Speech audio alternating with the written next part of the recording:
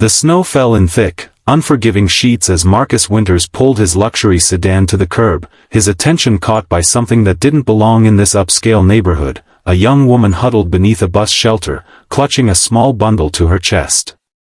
Their eyes met through his frosted windshield, and in that single moment, the trajectory of two broken lives would forever change. If you're moved by stories of unexpected kindness and second chances, please like this video and subscribe to our channel for more heartwarming content that reminds us of our shared humanity. Marcus hadn't always been the cold, calculating CEO of Winters Enterprises. Once, he'd been a husband and expectant father with dreams as vast as the Montana sky he'd grown up beneath. But fate had other plans. 5 years ago, he lost his wife and unborn child in a tragic accident that left him with nothing but an empire built on ruthless efficiency and a heart encased in ice. That February evening, he was running late for yet another board meeting. The quarterly numbers were down, investors were nervous, and his executive team awaited his arrival with the trepidation of sailors anticipating a storm. Marcus was known for his exacting standards and merciless approach to failure. At 42, his salt-and-pepper hair and perpetual frown had earned him the nickname, the Winter Wolf, among his employees, always hunting, never satisfied. As he reached for the gear shift to pull away from the curb, something made him hesitate. The young woman, barely more than a girl, really, shifted slightly, revealing what she held so protectively against her thin coat. It wasn't a bundle of possessions as he'd initially thought. It was a baby.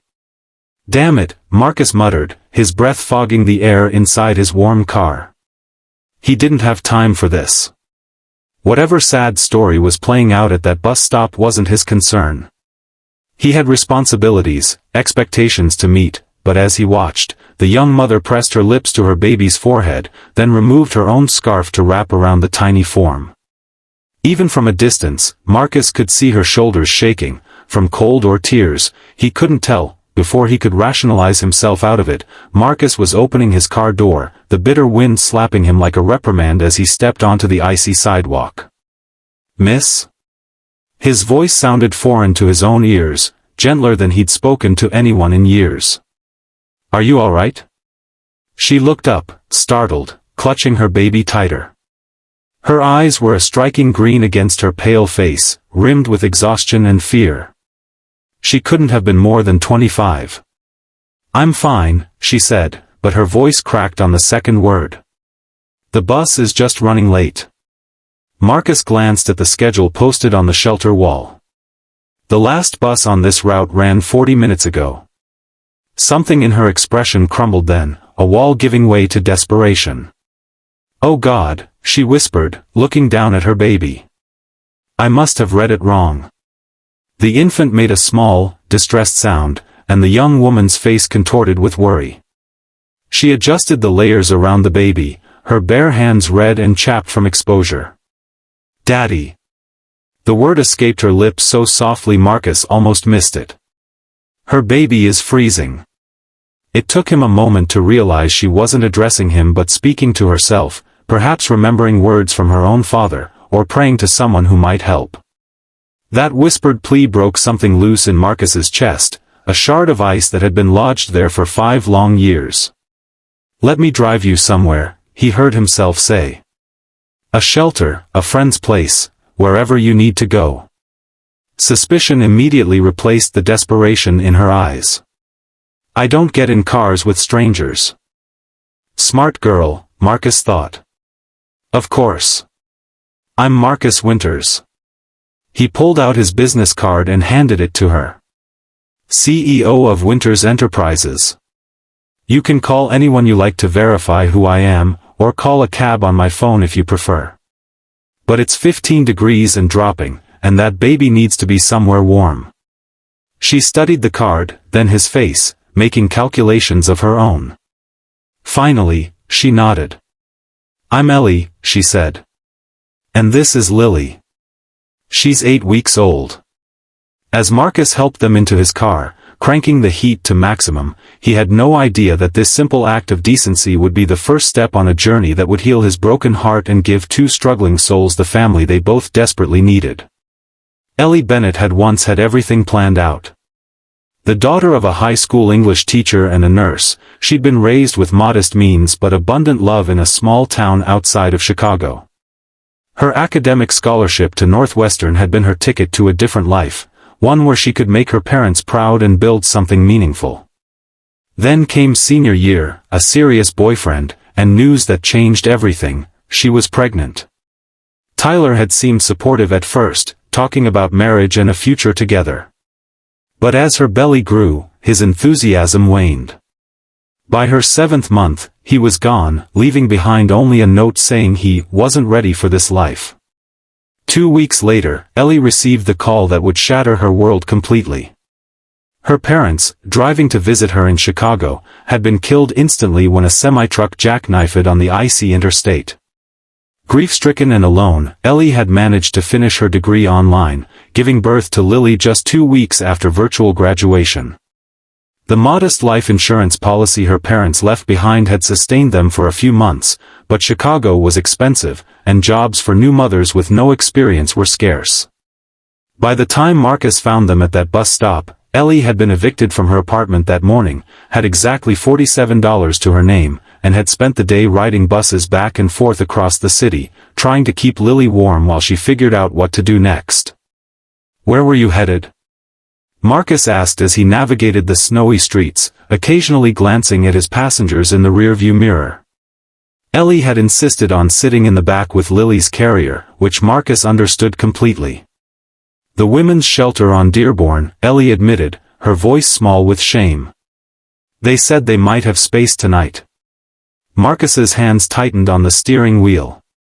He thought of his empty 6-bedroom home in Lincoln Park, the guest rooms that had never hosted a single visitor, the nursery he'd ordered his housekeeper to lock 5 years ago and never open again.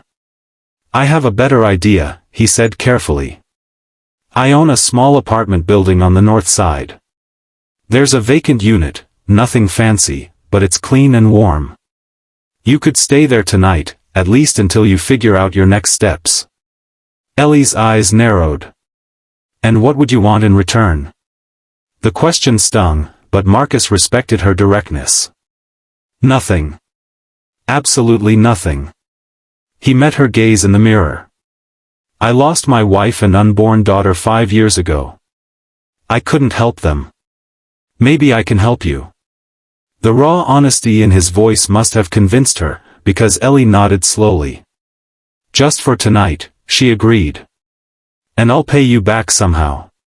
Marcus didn't argue, though he had no intention of ever accepting payment.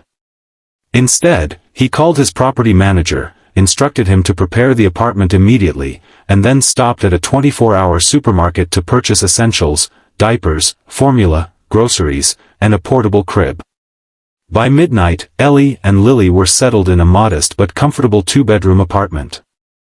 Marcus left them with his personal number and a promise to check in the next day. As he drove home to his empty mansion, Marcus realized he'd missed his board meeting entirely. Strangely, for the first time in 5 years, work was the furthest thing from his mind. The next morning, Marcus woke with a sense of purpose he hadn't felt since before the accident. He called his assistant, rescheduled his meetings, and drove back to the apartment with coffee and breakfast. Ellie answered the door looking slightly less exhausted but wary. "You didn't have to come back," she said, though she accepted the coffee gratefully. "I wanted to make sure you were okay," Marcus replied, staying in the hallway until she invited him in. "And to talk about next steps." Over the next hour, as Lily slept peacefully in her new crib, Marcus learned more about Ellie's situation. Her intelligence and resilience impressed him, and her obvious devotion to her daughter stirred something protective in him that he'd thought long dead. "I have a proposition," he said finally. "My executive assistant gave notice last month. The position requires organization, discretion, and the ability to manage difficult personalities, namely mine.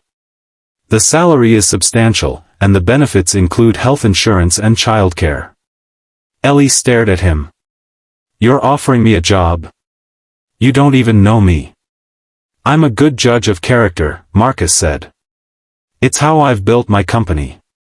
You have a degree from Northwestern, you're clearly intelligent and resourceful, and you need a break. I need someone who won't be intimidated by me, and you've already proven you can stand your ground. What about Lily? There's a daycare center in my building for employees' children. Or... Marcus hesitated, then continued, my house has plenty of space. The third floor was designed as a separate apartment for my in-laws, though they never got to use it. You and Lily could live there, rent-free, as part of your compensation. You'd have privacy, but I could help with Lily when needed. Ellie's expression turned suspicious again. That's an unusual arrangement. It is, Marcus acknowledged. And you can say no. The job offer stands either way, and you can stay in this apartment as long as you need to. But I've been alone for a long time, Ellie. My house is too big, too empty, and I... He trailed off, surprised by the emotion tightening his throat. I miss having a family. The honesty of his words hung between them. Finally, Ellie spoke. I'll take the job, she said. But we'll stay here for now. If it works out, we can revisit the living arrangement. Marcus nodded, respecting her caution. Fair enough. Can you start Monday? And so began the unlikely partnership between the ruthless CEO and the struggling single mother.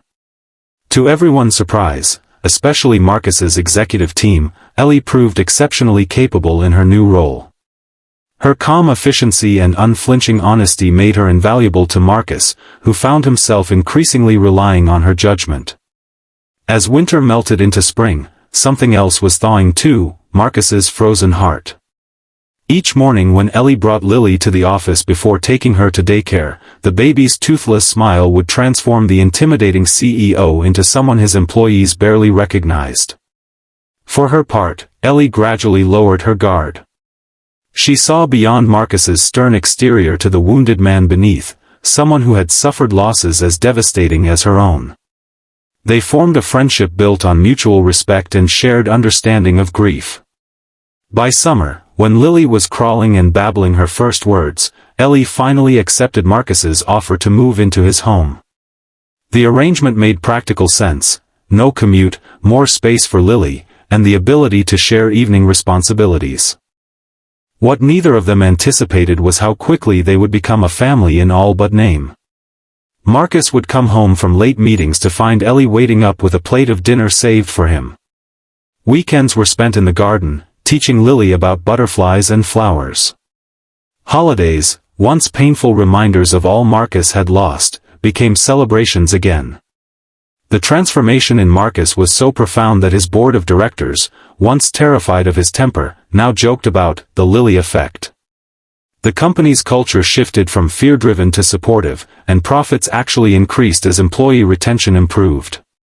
But not everyone was pleased with these changes. Victor Chambers, Marcus's longtime CFO and the man who had expected to inherit the company when Marcus's grief eventually drove him to retirement, watched the developing family dynamic with growing resentment. On Lily's first birthday, Marcus hosted a small party at his home. As he watched Ellie help their little girl blow out her candle, he realized with startling clarity that he had fallen in love, not just with Lily, whom he already thought of as his daughter, but with Ellie too. That same evening, after Lily was asleep, Marcus found Ellie on the terrace, gazing at the stars. "Thank you," he said, joining her at the railing. "For what?" "For saving me." Marcus turned to face her. "I was dead inside before I met you and Lily. You brought me back to life." Ellie's eyes shimmered in the moonlight. "We saved each other," she whispered. When Marcus kissed her, it felt like coming home after a long, cold journey. Neither of them noticed Victor watching from the garden below, his face twisted with jealousy.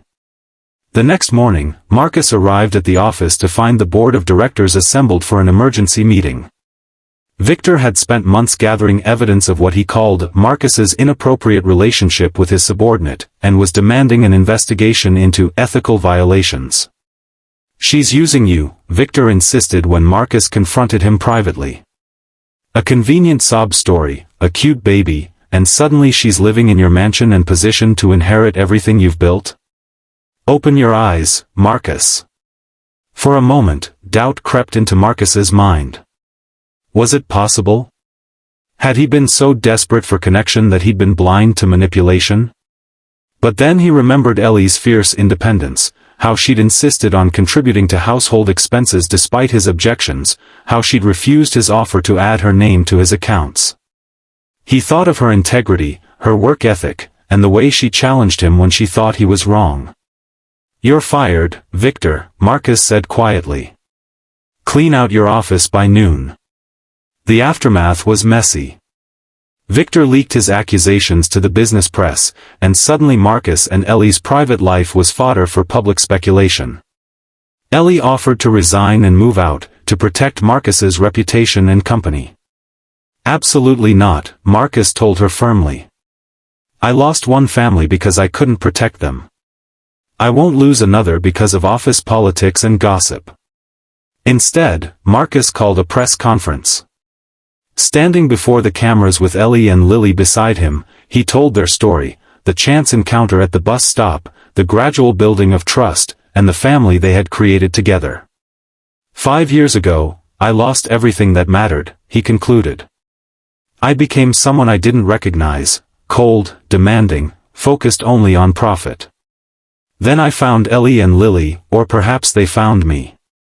They reminded me that business success means nothing without people to share it with. So yes, I love this woman and this child. They are my family. And if that costs me my company, so be it." The story captured the public's imagination. Instead of scandal, people saw redemption, a modern fairy tale about second chances and chosen family. Letters poured in from others who had found love in unexpected places, who had built families outside traditional boundaries.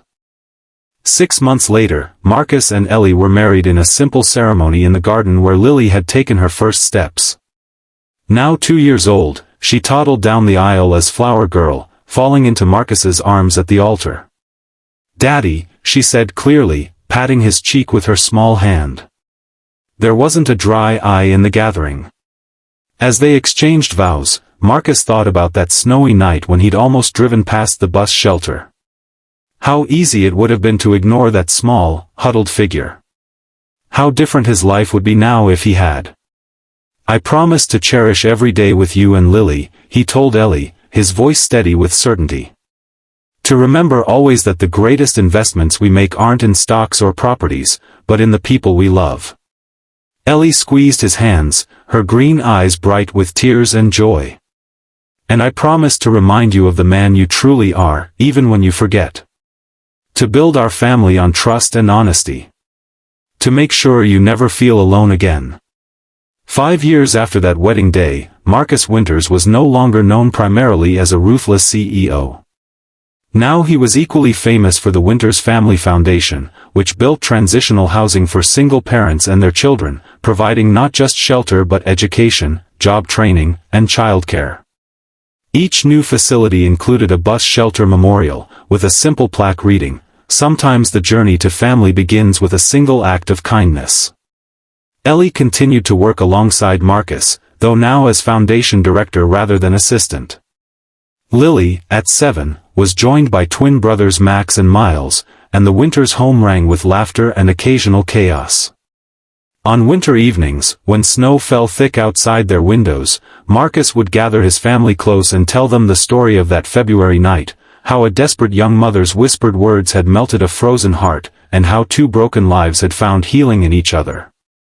"Daddy," Lily would ask, though she knew the answer, "why did you stop that night when no one else did?" And Marcus would kiss her forehead, just as Ellie had done that night at the bus stop, and say, "Because sometimes, sweetheart, we're given one moment to change everything. The trick is recognizing it when it comes." If this story touched your heart, please like this video and subscribe to